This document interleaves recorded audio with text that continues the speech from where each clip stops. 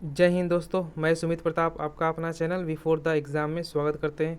दोस्तों, रुक्मिणी की वॉल्यूम 5 जो आई है उसमें ग्रुप डी के जो टीसीएस जो एग्ज़ाम पिछले बार 2018 में लिया गया था उसके जो जितने भी प्रीवियस ईयर साइंस के क्वेश्चन बनते हैं उसमें आपको 10 सेट बनाकर इसमें कवर किया गया। कितना? इसमें टोटल आपको 10 सेट बनाया गया है। इस सेट को यदि आप देख लेते हैं जिससे आपको यह जानकारी मिल जाएगी कि किस तरह का पैटर्न टीसीएस के द्वारा पूछा जाता है ग्रुप डी में, या फिर जितने इसमें न्यूमेरिकल होंगे उसका भी हम सोल्यूशन करते चलेंगे और क्वेश्चन का भी हम डिस्कशन करते चलेंगे। तो यह वीडियो आपके लिए बहुत ही इंपॉर्टेंट होने वाला है, तो इस वीडियो को जरूर लास्ट तक देखिएगा जिससे कि आपकी तैयारी को और मजबूती मिलेगी और अपनी तैयारी को और बेटर कर सकते हैं। चलिए दोस्तों, देखते हैं आज का हमारा पहला क्वेश्चन। आज का हमारा पहला क्वेश्चन यह होने वाला है दोस्तों, इसमें आपको टोटल 15 टेस्ट सीरीज भी दिया गया। यदि आप कहिएगा कि टेस्ट सीरीज भी इसमें कंप्लीट करा दीजिए तो दोस्तों हम आपको टेस्ट सीरीज भी आपको कंप्लीट करा देंगे। आप कमेंट बॉक्स में इसे जरूर लिखिएगा। और इसमें आपको टोटल कितने, तो टोटल आपको 12 सेट दिए गए जो आपकी इस वीडियो में हम टोटल सेट को। तो चलिए दोस्तों, देखते हैं आज सेट नंबर फर्स्ट का फर्स्ट क्वेश्चन को देखते हैं कि ये क्या कर रहा है, और तथा इसमें आपको जितने भी महत्वपूर्ण डिस्कशन होंगे साथ में ही हम उसको डिस्कशन भी करते चलेंगे, और जितने भी महत्वपूर्ण इसमें जो भी न्यूमेरिकल इसमें ऐड किए गए हैं उस न्यूमेरिकल को भी हम इसका सोल्यूशन करते चलेंगे। तो आपको डिस्कशन प्लस इसमें सोल्यूशन देखने को मिलेगा, इसलिए आपको वीडियो ये बहुत ही महत्वपूर्ण हो जाता है, क्योंकि डिस्कशन भी आपको बहुत सारे क्वेश्चन डिस्कशन से आते हैं तो उससे आपको कंसेप्ट क्लियर हो जाता है, और साथ ही आपको न्यूमेरिकल भी हम बनाते चलेंगे। चलिए देखते हैं आज का पहला क्वेश्चन कि यदि ध्वनि तरंग का वेग 5200 मीटर प्रति सेकेंड और आवृत्ति 1000 हर्ज है तो इसकी तरंग दैर्घ्य क्या होगी। ये आपको न्यूमेरिकल इसमें दिया गया। तो ये तरंग दैर्घ्य निकालने का एक फार्मूला होता है, वह क्या होता है आप इसे लिख लीजिएगा। तरंग क्या होता है, तो ध्वनि तरंग का वेग बटा आवृत्ति होता है। क्या? तो ध्वनि तरंग का वेग बटा क्या, आवृत्ति होता है। तो इसमें ध्वनि तरंग का वेग कितना दिया होगा, तो 5200 दिया होगा, और आवृत्ति कितना दिया गया, तो ये आपको 1000 दिया गया। तो ये 2 जीरो से ये 2 जीरो कट जाएगा और बच गया 1 जीरो, तो ये कितना, ये बीच में बैठ जाएगा। तो इसका आंसर क्या हो जाएगा, इसका आंसर ऑप्शन नंबर सी हो जाएगा, यानी कि 5.2 हो जाएगा। चलिए नेक्स्ट क्वेश्चन देखते हैं। मेरा अगला क्वेश्चन कि विद्युत आवेश का ऐसा ही मात्रक क्या है। तो विद्युत आवेश का ऐसा ही मात्रक क्या हो जाएगा, तो यह आपको कूलम्ब, ऑप्शन नंबर सी हो जाएगा। एम्पियर किसका है, तो एम्पियर आपको विद्युत धारा का है, और न्यूटन किसका है, तो ये आपको यह बल का हो जाएगा।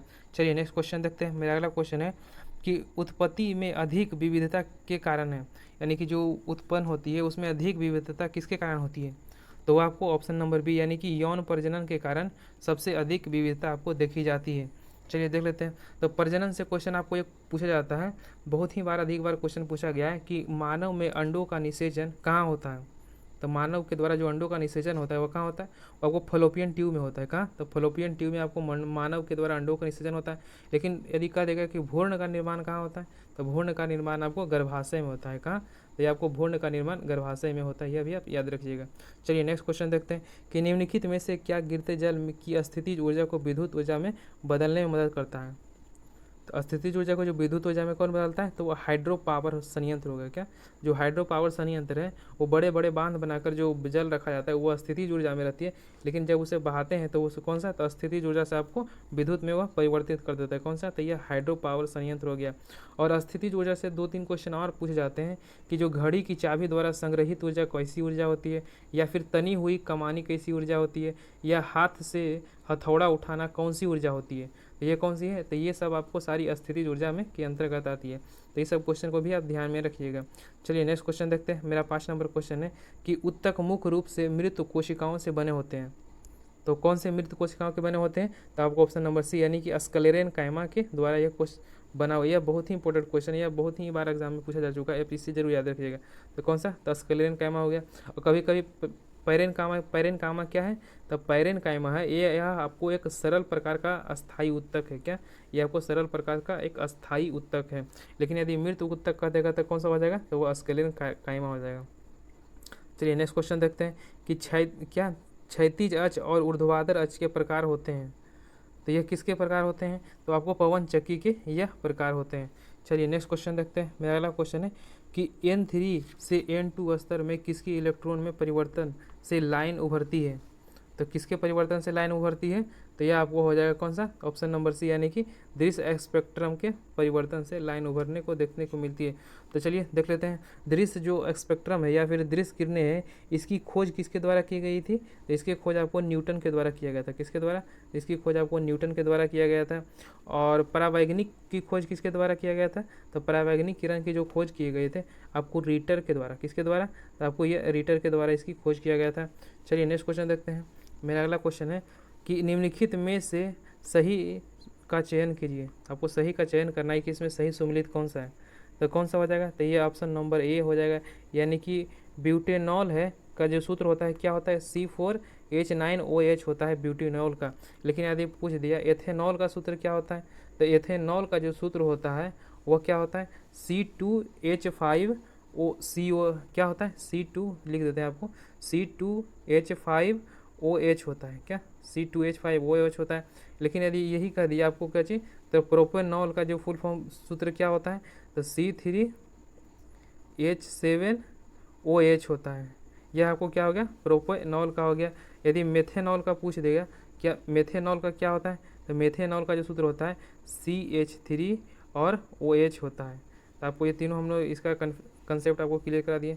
चलिए नेक्स्ट क्वेश्चन देखते हैं। मेरा अगला क्वेश्चन है कि निम्नलिखित में से कौन सा विकल्प सार्वभौमिक रूप से क्या है, तो जो निम्नलिखित में से जो विकल्प दिए गए आपको सार्वभौमिक रूप से बराबर बारे में सत्य नहीं है, तो आपको असत्य इसमें चुनना है। तो इसमें असत्य कौन हो जाएगा, आपको सी नंबर क्या दिया गया, तो यह जो आपको दिया गया ये आपको असत्य दिया गया है।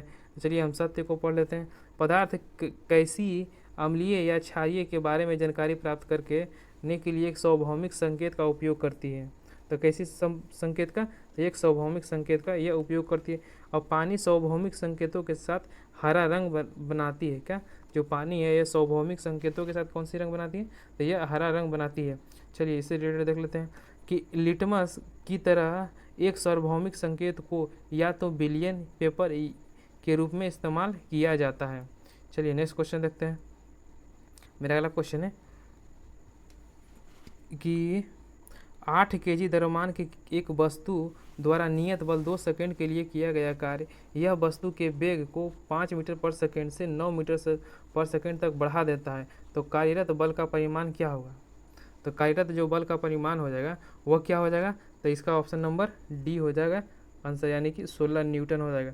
तो 16 न्यूटन ये आएगा कैसे, तो सबसे पहले देख लेते हैं इसमें आपको निकालने के लिए क्या करा है, तो आपको इसमें बल का परिमाण निकालने के लिए करा है। तो बल बराबर क्या होता है, तो बल बराबर आपको MA होता है क्या, तो MA होता है। तो सबसे पहले देख लेते हैं एम तो इसमें दिया गया है 8 kg दिया गया है, लेकिन ए नहीं दिया गया है, तो ये हमको निकालना होगा। ये यानी कि त्वरण, तो त्वरण बराबर क्या होता है, त्वरण बराबर आपको होता है V माइनस U/T होता है। तो V आपको कितना दिया गया है, V आपको 9 दिया गया है, और कितना दिया गया है आपको ये 2 दिया गया। तो यहाँ से यदि आप निकाल लीजिएगा तो इसका मान कितना हो जाएगा, तो इसका मान आपको 2 हो जाएगा, यानी कि ये बराबर कितना आ गया, तो ये बराबर आपको 2 आ गया। और M तो दिया गया था, तो M बराबर कितना हो जाएगा, तो M बराबर आपको 8 हो जाएगा। तो यदि F बराबर MA होता है, तो M बराबर कितना दिया गया, M बराबर 8 दिया गया, A बराबर कितना दिया गया, तो A बराबर 2 दिया गया, तो 8 दूनी कितना होगा, तो 16। इसका आंसर क्या हो जाएगा, तो इसका आंसर 16 हो जाएगा। उसमें U दिया गया था, तो U बराबर क्या होता है, U बराबर अंतिम वेग होता है, और सॉरी V बराबर क्या होता है, V बराबर अंतिम वेग होता है, और U बराबर क्या होता है, तो U बराबर आपको प्रारंभिक वेग होता है, और T बराबर इसमें क्या दिया गया था, तो समय दिया गया था, इसे भी ध्यान रखिएगा। चलिए नेक्स्ट क्वेश्चन देखते हैं। मेरा अगला क्वेश्चन होने वाला है कि निम्नलिखित में से कौन सा कथन सही गलत है, तो कौन सा है, तो यह जो हो जाएगा आपको कौन सा, तो ऑप्शन नंबर बी, यानी कि क्या है, तो यह दोनों गलत है। तो दोनों गलत है, तो इस क्वेश्चन को छोड़ देते हैं। चलिए नेक्स्ट क्वेश्चन को ओर चलते हैं कि श्वसन नली की आंतरिक परत में कौन सी ऊतक मौजूद होता है, तो कौन सी ऊतक इसमें मौजूद होता है, ऑप्शन नंबर बी, यानी कि सिलिएटेड कॉलमनार और एपिथीलियम होता है। किसमें, तो यह श्वसन नली की आंतरिक परत में यह मौजूद होता है। चलिए नेक्स्ट क्वेश्चन देखते हैं कि अधिकांश सेलुलर प्रक्रियाओं के लिए एनर्जी करेंसी, जो एनर्जी करेंसी होती है उसको किस रूप में हम जानते हैं, तो किस रूप में रहती है, आपको ATP के रूप में रहती है। तो इसका ऑप्शन नंबर क्या हो जाएगा, ऑप्शन नंबर ए हो जाएगा। ATP से आपको एक बार क्वेश्चन पूछा गया था कि ATP का जो पूर्ण नाम क्या है, तो ATP का जो पूर्ण नाम क्या है, तो एडिनोसिन ट्राइफॉस्फेट है क्या, एडिनोसिन ट्राइफॉस्फेट आपको ATP का नाम हो गया। और एक ATP से आपको कितना टोटल कैलोरी मिलता है, तो आपको 8000 कैलोरी मिलता है। कितना, तो टोटल आपको 8000 कैलोरी मिलता है। चलिए नेक्स्ट क्वेश्चन देखते हैं। और एटीपी का जो निर्माण होता है यह किस प्रक्रिया के द्वारा होता है? यह भी आपको एक बार क्वेश्चन पूछा गया था, यह किस प्रक्रिया के द्वारा होता है? तो आपको क्रेब्स चक्र के द्वारा। कौन सा? तो क्रेब्स चक्र प्रक्रिया के द्वारा आपको एटीपी का निर्माण किया जाता है। चलिए नेक्स्ट क्वेश्चन देखते हैं। मेरा क्वेश्चन है कि निम्नलिखित सारणी में न्यूनतम अभिक्रियाशील तत्व है। तो जो न्यूनतम अभिक्रियाशील तत्व कौन सा है? तो आपको हो जाएगा ऑप्शन नंबर ए, यानी कि जो निष्क्रिय गैस होते हैं वो किसी से अभिक्रिया नहीं करते हैं। तो चलिए नेक्स्ट क्वेश्चन देखते हैं। मेरा अगला क्वेश्चन है कि निम्नलिखित में से क्या प्रजातियों की जनसंख्या की अस्थिरता से संबंधित है? तो वो कौन सा चीज़ है जो इसकी अस्थिरता से संबंधित है? तो ऑप्शन नंबर क्या हो जाएगा? ऑप्शन नंबर सी, यानी कि प्रजनन है। प्रजनन आपको अस्थिरता से संबंधित रहता है। चलिए नेक्स्ट क्वेश्चन देखते हैं। मेरा अगला क्वेश्चन है कि निम्नलिखित में से कौन सा कथन सत्य है? तो इसका कौन सा कथन जो सत्य हो जाएगा? ऑप्शन नंबर ए, यानी कि ऊर्जा का उत्पन्न और तथा नष्ट नहीं किया जाता है। तो ऊर्जा का जो सिद्धांत दिया गया था तो कि उसमें भी आपको वर्णन किया गया था कि ऊर्जा को ना तो नष्ट किया जाता है और ना ही उसे उत्पन्न किया जाता है। वो कौन सा सिद्धांत था? वो आपको ऊर्जा संरक्षण के नियम में यह स्पष्ट कर दिया गया था। चलिए नेक्स्ट क्वेश्चन देखते हैं। मेरा अगला क्वेश्चन है कि के सेल में कितने इलेक्ट्रॉनिक समायोजित किए जा सकते हैं? तो के सेल में आपको टोटल कितने इलेक्ट्रॉनिक समायोजित किए जा सकते हैं? तो मात्र आपको 2 इसमें समायोजित किए जा सकते हैं। तो चलिए देखते हैं। तो के जो सेल होता है उसका सही जो वर्णन होता है वो कौन सा होता है? तो आपको KLMNOPQ होता है। क्या? तो KLMNOPQ होता है। ये सब क्या है? तो ये सब आपके सारे सेल दिए गए हैं। चलिए नेक्स्ट देखते हैं कि एक KWH में कितने जूल होते हैं? तो एक KWH में कितने जूल होते हैं? तो ऑप्शन नंबर बी, यानी कि 3.6 × 10⁻6 जूल होते हैं। चलिए नेक्स्ट क्वेश्चन देखते हैं कि ध्वनि को एक ऐसे ध्वनि माध्यम से प्रेषित किया जा सकता है जिसमें क्या होता है? तो उसमें क्या होता है? ध्वनि यदि जिस माध्यम से यदि वह गुजरती है तो उसमें क्या होता है? अणुओं का उसमें कंपन होता है। क्या? और जो अणु होते हैं उसमें कंपन कर लगते हैं तभी आपको उसमें ध्वनि का क्या होता है? तो प्रेषण उसमें होता है। ध्वनि से आपको क्वेश्चन पूछा जाता है कि ध्वनि है जो किसमें निर्वात नहीं करता है, यानी कि किसमें वो गमन नहीं कर सकता है। तो किसमें गमन नहीं कर सकता है? तो निर्वात में गमन कर नहीं कर सकता है। लेकिन यदि पूछ दिया कि ध्वनि निर्वात में तो गमन नहीं कर सकता है, लेकिन निर्वात में कौन सा गमन करता है? तो निर्वात में आपको प्रकाश यानी कि लाइट उसमें गमन कर सकता है, लेकिन ध्वनि यानी कि साउंड उसमें गमन नहीं कर सकता है। और एक क्वेश्चन और पूछा जाता है कि जो ध्वनि का वेग है वह सबसे अधिकतम किस में होता है? तो सबसे अधिक किस में होगा? तो वह ठोस में होगा। यदि न्यूनतम पूछ दे तो वह क्या होगा? तो वह गैस में हो जाएगा। यदि पूछ दिया कि ध्वनि की चाल पर दाब का प्रभाव पड़ता है कि नहीं पड़ता, यह भी क्वेश्चन बहुत बार पूछा गया है। जो ध्वनि है उस पर दाब का कोई प्रभाव पड़ता है कि नहीं? तो दाब का प्रभाव उसमें नहीं पड़ता है। लेकिन यदि पूछ दिया ताप का प्रभाव पड़ता है कि नहीं, तो ताप का उसमें प्रभाव पड़ता है। यदि आप ताप को 1 डिग्री सेंटीग्रेड कीजिएगा तो उसमें आपको 0.61 मीटर पर सेकंड से क्या हो जाएगा? ध्वनि की चाल बढ़ जाएगी। तो यदि आप ताप को 1 डिग्री सेंटीग्रेड बढ़ाइएगा तो 0.61 मीटर पर सेकंड से ध्वनि की चाल बढ़ जाएगी। इसलिए ताप पर यह डिपेंड करता है, लेकिन दाब पर यह डिपेंड नहीं करता है। चलिए नेक्स्ट क्वेश्चन देखते हैं। मेरा कोई क्वेश्चन है और ध्वनि से एक रिलेटेड क्वेश्चन और बनता है कि यदि ध्वनि जो है किसी माध्यम में प्रवेश करती है तो कौन सा चीज़ उसका अपवर्तित होता है, यानी कि उसका परिवर्तन नहीं होता है। तो कौन सी चीज़ की परिवर्तन नहीं होती है? तो आवृत्ति उसका जस का तस रहता है, यानी कि जो आवृत्ति पहले थी वही आवृत्ति रहेगी। लेकिन चेंज क्या होता है? तो उसकी चाल और तरंग दैर्घ्य, यानी कि उसमें चाल और तरंग दैर्घ्य क्या होती है? तो परिवर्तित हो जाती है। या आप इसे लिख लीजिएगा कहीं पे, हम इसमें उतना लिख नहीं सकते हैं, इसलिए आपको इसको पढ़ के हम इसमें बता देते हैं। चलिए नेक्स्ट क्वेश्चन देखते हैं। मेरा अगला क्वेश्चन होने वाला है कि पृथ्वी की सतह पर जहाँ हवा का घर्षण नगण्य हो वस्तु सहित गिरती है, यानी कि जहाँ आपको घर्षण नगण्य, 0 घर्षण रहेगा तो वस्तु कैसे गिरेगी? तो वो कैसे गिरेगी? तो आपको समान त्वरण से गिरेगी। कौन सा? तो यह समान त्वरण से गिरेगी। चलिए नेक्स्ट क्वेश्चन देखते हैं। मेरा अगला क्वेश्चन, उन हेडलाइट्स को क्या कहा जाता है जिनमें हाइड्रोजन परमाणु अन्य तत्वों के 2 परमाणुओं के बीच एक सेतु के रूप में कार्य करते हैं? तो जो सेतु के रूप में कार्य करते हैं उसे क्या कहते हैं? उसे बहुलक हेलाइड्स कहते हैं। क्या? तो बहुलक उसे हेलाइड्स कहते हैं। चलिए नेक्स्ट क्वेश्चन देखते हैं। संवेग परिवर्तन की दर को हम क्या कहते हैं? जो संवेग परिवर्तन की दर को हम क्या कहेंगे? तो उसे हम बल कहेंगे। क्या? तो बल कहेंगे। और बल का ऐसा मात्रा क्या होता है? तो बल का ऐसा मात्रा आपको न्यूटन होता है। चलिए नेक्स्ट क्वेश्चन देखते हैं। मेरा अगला क्वेश्चन होने वाला है कि धातुओं के बारे में निम्नलिखित में से कौन सा कथन सत्य नहीं है?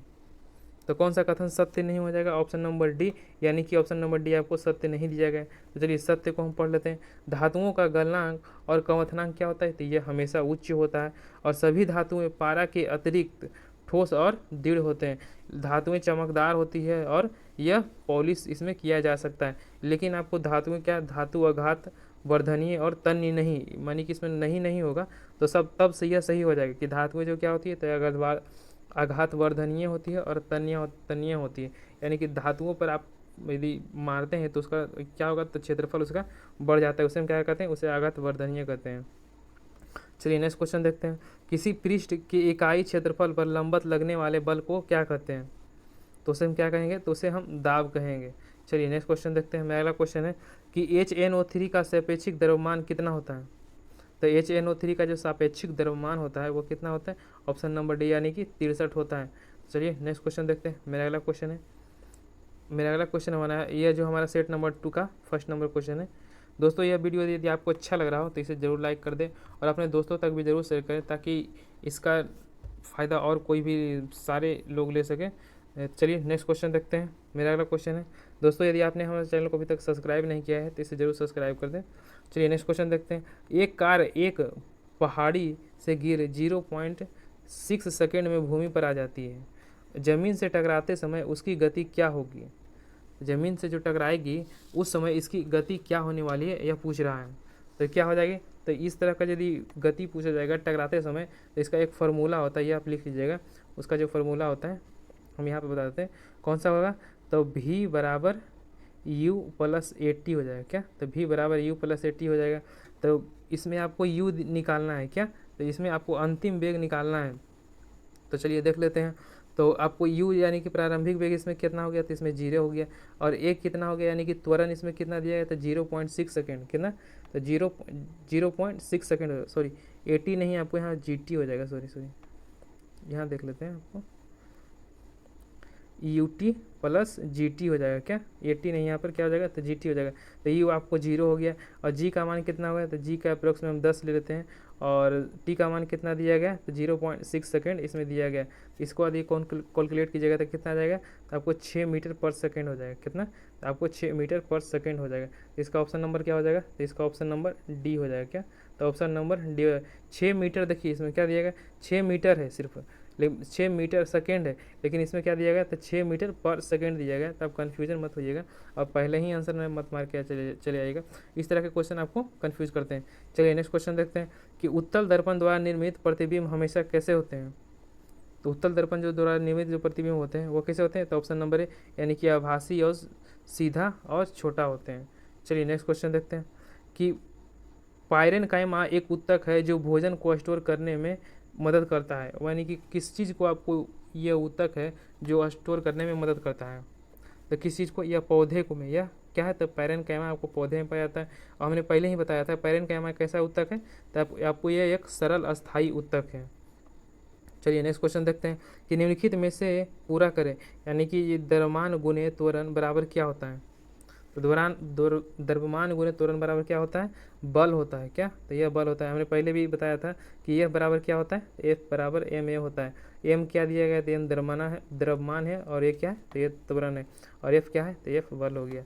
चलिए नेक्स्ट क्वेश्चन देखते हैं। मेरा अगला क्वेश्चन है कि निम्नलिखित पदार्थों की प्रति इकाई राशि में द्रव्यमान को उसका क्या कहा जाता है?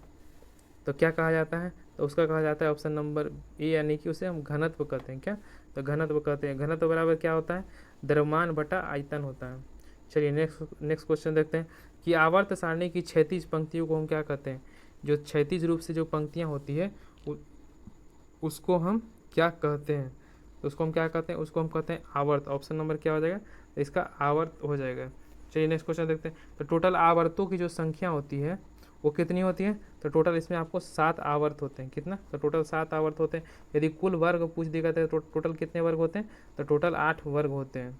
चलिए नेक्स्ट क्वेश्चन देखते हैं कि निम्नलिखित में से कौन सा उपकरण परिपथ में विद्युत धारा मापता है? तो जो परिपथ में विद्युत धारा मापने का कार्य करता है वो कौन सा करता है, तो वो आपको आमीटर के द्वारा किया जाता है। किसे, तो आमीटर के द्वारा किया जाता है। तो आमीटर से आप याद रखिएगा, आमीटर आप जो आपको कौन सा श्रेणी में सदैव लगाया जाता है, तो आपको श्रेणी क्रम में, कौन सा, ये आपको श्रेणी क्रम में हमेशा लगाया जाता है। नेक्स्ट क्वेश्चन देखते हैं। और वोल्ट मीटर है, जो वोल्ट मीटर है क्या होता है, तो इसका एक क्वेश्चन आपको आता है कि जो आमीटर का जो प्रतिरोध होता है वो कितना होता है? तो आदर्श जो आमीटर होते हैं उसके प्रतिरोध कितना होता है, तो इसका 0 होता है। चलिए नेक्स्ट क्वेश्चन देखते हैं। मेरा अगला क्वेश्चन है कि निम्नलिखित में से 3 कोष्ठीय हृदय होता है, यानी कि 3 कोष्ठ का जो हृदय होता है वो किस में पाया जाता है? तो किस में पाया जाता है? यह सांप में पाया जाता है। चलिए नेक्स्ट क्वेश्चन देखते हैं कि सभी जीवाश्म ईंधनों द्वारा एक विशेषता एक समान होती है, तो किस में एक विशेषता पाई जाती है सभी जीवाश्म ईंधन में? तो कौन सा हो जाएगा? तो ऑप्शन नंबर डी, यानी कि उसमें कार्बन उपस्थित होता है। चलिए नेक्स्ट क्वेश्चन देखते हैं कि 2 मटरों के पौधे, एक गोले एक हरे बीजों वाला और दूसरा झुर्रीदार पीले बीज वाला, वंश उत्पन्न करने के जिसके गीले क्या है? तो जिसके गोले पीले बीज होते हैं, जब F1 पौधे सेल्फ किए जाते हैं तो F2 वंशज के गुणों के नए संयोजन होता है। निम्नलिखित में से नया संयोजन क्या होगा? तो इस तरह का यदि क्वेश्चन, तो इसका आंसर क्या हो जाएगा? तो इसका आंसर ऑप्शन नंबर सी, यानी कि जिसका इसका संयोजन जो बन करके बनाएगा, यानी कि ऑप्शन नंबर सी, यानी कि सभी विकल्प सही है। तो आपको गोल पीला भी होगा, झुर्रीदार पीला भी होगा और गोल हरा भी होगा। चलिए नेक्स्ट क्वेश्चन देखते हैं। मेरा अगला क्वेश्चन है कि एल्डिहाइड के लिए गलत विकल्प का चुनें। तो कौन सा इसमें गलत हो जाएगा? तो इसमें ऑप्शन नंबर सी गलत हो जाएगा क्या? तो ये ऑप्शन नंबर सी गलत हो जाएगा। तो चलिए सही को देख लेते हैं। HCOH क्या होता है? तो इसे हम मिथेनल कहते हैं। और CH3COH क्या होता है? तो इथेनॉल होता है। और C3H7COH को क्या कहते हैं? तो इसे हम ब्यूटेनिल कहते हैं। चलिए नेक्स्ट क्वेश्चन देखते हैं। मेरा अगला क्वेश्चन है कि एक प्रमाणिक रॉकेट ईंधन क्या? तो रॉकेट में ईंधन खपत की दर क्या होती है? जो एक पारंपरिक रॉकेट ईंधन होती है उसमें खपत कितना होती है? तो उसमें कितना होता है? तो ऑप्शन नंबर सी, यानी कि उसमें 9,000 kg पर सेकेंड में ईंधन की खपत होती है। चलिए नेक्स्ट क्वेश्चन देखते हैं। और रॉकेट में ईंधन जो किस तरह के भरे जाते हैं? तो उसमें आपको ठोस और लिक्विड ईंधन उसमें भरे जाते हैं, गैसीय रूप में उसमें ईंधन नहीं भरा जाता है। नेक्स्ट क्वेश्चन देखते हैं। प्राकृतिक रूप से कितने तत्व मौजूद होते हैं? तो टोटल आपको जो तत्वों की संख्या प्राकृतिक रूप से वो कितने हो जाएंगे? आपको ऑप्शन नंबर सी, यानी कि टोटल 92 हो जाएंगे। चलिए नेक्स्ट क्वेश्चन देखते हैं। लेकिन यदि आपको अधातुओं की कह देगा कि आवर्त सारणी के अनुसार टोटल अधातुओं की संख्या कितनी है? तो टोटल उसमें 22 अधातु हैं। कितने? तो टोटल 22 अधातु हैं। चलिए नेक्स्ट क्वेश्चन देखते हैं कि निम्नलिखित में से भिन्न उत्तक का चयन करें। तो इसमें से भिन्न उत्तक का कौन सा हो जाएगा? तो ऑप्शन नंबर सी, यानी कि पेशीय उत्तक है जो आपको भिन्न उत्तक है। लेकिन बाकी सब क्या है? तो बाकी सब संयोजिक उत्तक है, यानी कि उपास्थीय यह भी संयोजिक उत्तक है और संयोजिक उत्तक भी संयोजिक उत्तक है। और बसा भी क्या है? तो बसा भी आपको एक संयोजिक उत्तक के अंतर्गत आता है। चलिए नेक्स्ट क्वेश्चन देखते हैं। मेरा अगला क्वेश्चन है कि 1 जूल बराबर क्या होता है? तो 1 जूल का जो मान होता है वह किसके बराबर होता है? तो किसके बराबर होता है? तो वह जो बराबर आपको होता है ऑप्शन नंबर ए, यानी कि 1 न्यूटन बराबर गुने 1 मीटर के बराबर क्या होता है? 1 जूल का मान होता है। चलिए नेक्स्ट क्वेश्चन देखते हैं। समुद्री सार्वभौमिक जल के नीचे पहाड़ियों और घाटियों को पता लगाने और समुद्र की गहराई निर्धारित करने के लिए समुद्री भूवैज्ञानिकों द्वारा किसका उपयोग किया जाता है? तो वह किसका उपयोग किया जाता है? तो वह आपको किया जाता है ऑप्शन नंबर डी, यानी कि सोनार का इसमें उपयोग किया जाता है। तो सोनार का आपका एग्जाम में कभी कभी फुल फॉर्म भी पूछा जाता है, तो इसे भी याद रखिएगा कि सोनार का फुल फॉर्म क्या होता है? तो साउंड नेविगेशन एंड रेंजिंग होता है। क्या? तो साउंड नेविगेशन एंड रेंजिंग होता है। और सोनार जो है किस सिद्धांत पर कार्य करता है? आपको प्रतिध्वनि तरंग के सिद्धांत पर कार्य करता है, यानी कि सोनार के द्वारा एक वेव निकलता है जो टकरा कर फिर वापस आता है, उसे हम क्या कहते हैं? उसे प्रतिध्वनि कहते हैं। चलिए नेक्स्ट क्वेश्चन देखते हैं। रडार से आपको क्वेश्चन आता है कि रडार का खोज किसके द्वारा किया गया था? तो जो रडार का खोज था वह किसके द्वारा किया गया था? तो रॉबर्ट वाटसन के द्वारा आपको रडार की खोज किया गया था। चलिए नेक्स्ट क्वेश्चन देखते हैं। मेरा अगला क्वेश्चन है कि आयोडीन के कारण ठोस होता है। आयोडीन किसके कारण ठोस होता है? तो यह किसके कारण ठोस आता है? तो आपको ऑप्शन नंबर सी, यानी कि उच्च पोलैरिस के कारण ठोस होता है। क्या? तो उच्च पोलैरिस के क्षमता के कारण क्या होता है? यह ठोस होता है। चलिए नेक्स्ट क्वेश्चन देखते हैं। पलाश और टमाटर में निम्नलिखित में से कौन सा अम्ल पाया जाता है? तो इसमें कौन सा अम्ल पाया जाता है? तो ऑप्शन नंबर बी, यानी कि इसमें ऑब्जेलिक अम्ल पाया जाता है। ऑब्जेलिक अम्ल से एक बात और याद रखिएगा कि जो कपड़ों में जो दाग धब्बे हो जाते हैं उसे हम किस अम्ल के द्वारा यानी कि हटा सकते हैं? तो उसे हम ऑक्जेलिक अम्ल के द्वारा ही उसे हटा सकते हैं। और अस्कर्बिक अम्ल में कौन सा विटामिन पाया जाता है? तो इसमें आपको ऑप्शन नंबर क्या? तो सी, इसमें विटामिन पाया जाता है, विटामिन सी पाया जाता है। धातुओं के लिए निम्नलिखित में से क्या गलत है? तो धातुओं के लिए क्या गलत हो जाएगा, ऑप्शन नंबर बी, यानी कि गलनांक और क्वथनांक बिंदु बहुत न्यून होता है। यह क्या चीज़ दिया गया, तो यह आपको गलत दिया गया, बाकी सब क्या है, तो बाकी सब आपको सही दिया गया है। चलिए नेक्स्ट क्वेश्चन देखते हैं। मेरा अगला क्वेश्चन होने वाला है कि कार्य करने की क्षमता किस में मापी जाती है। जो कार्य करने की क्षमता होती है ये किस में मापी जाती है, तो यह आपको मापी जाती है जूल में। क्या, तो यह जूल में मापी जाती है। चलिए नेक्स्ट क्वेश्चन देखते हैं। एक निश्चित द्रव्यमान किसी वस्तु की भूमि से 5 मीटर की ऊंचाई तक ऊपर उठाया और स्थितिज ऊर्जा 2000 जूल, वस्तु का द्रव्यमान क्या है। जो वस्तु का द्रव्यमान है वो क्या हो जाएगा, तो वस्तु का जो द्रव्यमान है ये निकालने का फॉर्मूला होता है, क्या होता है, तो स्थितिज ऊर्जा बराबर क्या होता है, mgh है। क्या, तो mgh। तो इसमें क्या क्या दिया गया है, तो आपको दिया गया है इसमें pe दिया गया है कि स्थितिज ऊर्जा इसमें दिया गया है, और क्या दिया गया है, आपको g दिया गया है और h ऊंचाई दिया गया है। यानी निकालना क्या है, तो आपको m निकालना है। तो इस फॉर्मूले पर यदि आप बैठा देते हैं, m निकालते हैं तो निकल जाएगा। तो टोटल कितना हो जाएगा, तो आपको ऑप्शन नंबर सी, यानी कि टोटल इसमें 40 kg इसका हो जाएगा। pe बराबर क्या था, तो mgh है, तो m इसमें आपको निकाल देना है। चलिए नेक्स्ट क्वेश्चन देखते हैं। मेरा अगला क्वेश्चन है कि किसी रासायनिक अभिक्रिया में भाग ले सकने वाले तत्वों में सबसे छोटे कण को क्या कहते हैं। तो सबसे छोटे कण होते हैं उसे हम क्या कहते हैं, उसे हम कहते हैं परमाणु। कौन सा, तो उसे हम परमाणु कहते हैं। चलिए नेक्स्ट क्वेश्चन देखते हैं कि बल लगाकर निम्न में से किसमें परिवर्तित किया जा सकता है। तो किसमें परिवर्तित किया जा सकता है, तो ऑप्शन नंबर डी, यानी कि किसी वस्तु के संवेग की अवस्था को हम बल लगाकर उसमें परिवर्तित कर सकते हैं। दोस्तों हमने सेट नंबर 2 का सॉल्यूशन कर दिया है। दोस्तों यदि आपको यह अच्छा लग रहा हो तो इसे ज़रूर लाइक करें और अपने दोस्तों तक भी इसे शेयर करें, ताकि हमारा फैमिली और बढ़ता जाए और आपके लिए हम इसी तरह का सेट और भी आपके लिए बना सकें। और यदि आप कहिएगा तो हम ग्रुप डी का जितना भी सेट 15 सेट दिया हो गया है सीबीटी के लिए, उसमें आपको सबका सलूशन भी करवा देंगे और साथ ही आपको इसका पीडीएफ भी प्रोवाइड करते चलेंगे। चलिए दोस्तों चलते हैं अब नेक्स्ट सेट की ओर। मेरा अगला सेट है सेट नंबर 3।